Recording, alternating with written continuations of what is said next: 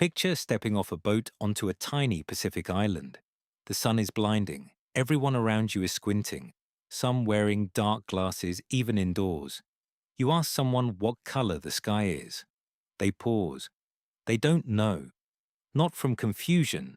They've genuinely never seen it.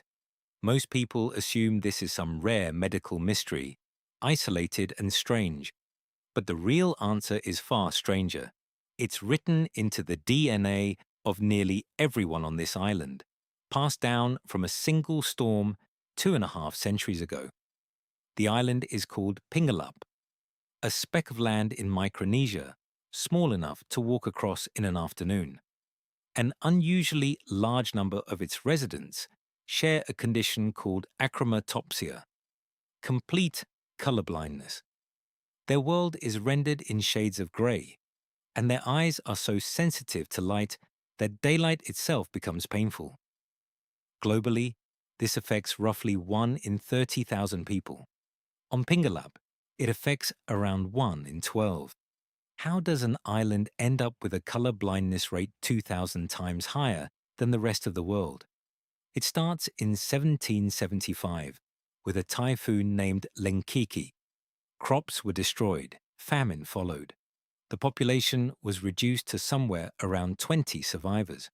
One of them was the island's ruler, Wananisid, who carried a rare recessive gene mutation, harmless unless a person inherits 2 copies. Before the storm, in a population of hundreds, the odds of 2 carriers meeting were low. After the storm, the gene pool was tiny, and cousins married cousins far more often than anyone intended. Generation after generation, the odds climbed. Geneticists call this a founder effect, a rare trait carried by one survivor of a population crash becomes common in everyone who comes after.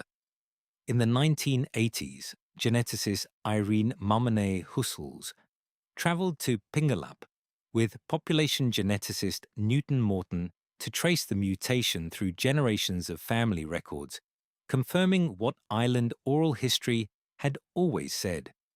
Almost everyone with achromatopsia could trace their lineage back to that same typhoon and that same surviving ruler. Later, neurologist Oliver Sacks visited the island and wrote about it in The Island of the Colorblind. What he found wasn't tragedy. It was adaptation. Islanders with achromatopsia had sharper night vision, and many fished after sunset instead of midday. Dark lenses weren't medical accommodations. They were just normal island gear. Here's the twist. Elsewhere, achromatopsia is treated as a rare disorder, sometimes stigmatized. On Pingalap, it's simply how a large share of the community sees or doesn't see the world. When a trait becomes common enough within a group, it stops being an anomaly and becomes a variation of normal. Fishing schedules shifted toward dusk. Children who couldn't tolerate midday sun weren't seen as fragile. They were just seen as themselves. What does that tell you about normal in the first place? It isn't a fixed biological baseline. It's a statistical average of whoever happens to be standing around you. Change the population, and you change what counts as typical. Every population on Earth carries the fingerprints of its own bottlenecks. Wars, famines, migrations, shipwrecks.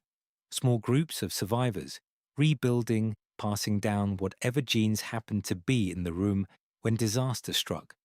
Somewhere in your own ancestry, a small group of survivors made it through something, and every trait you carry today threaded through that narrow gap. You are not just the product of adaptation. You are the product of who happened to survive. Think about that the next time you assume your own senses represent some universal baseline of human experience. They don't. Your color vision, your hearing range, your tolerance for bright light, all of it is downstream of survivors you'll never meet, hundreds of years before you existed. So picture that boat again. Picture asking someone what color the sky is and watching them shrug, not out of ignorance, But because grey has always been the truth of their world, it isn't a defect. It's a memory of a single storm, a single survivor, and every generation since who quietly carried his eyes forward without ever choosing to. Maybe the sky was never really blue. Maybe it was always just whatever the last survivors happened to pass down.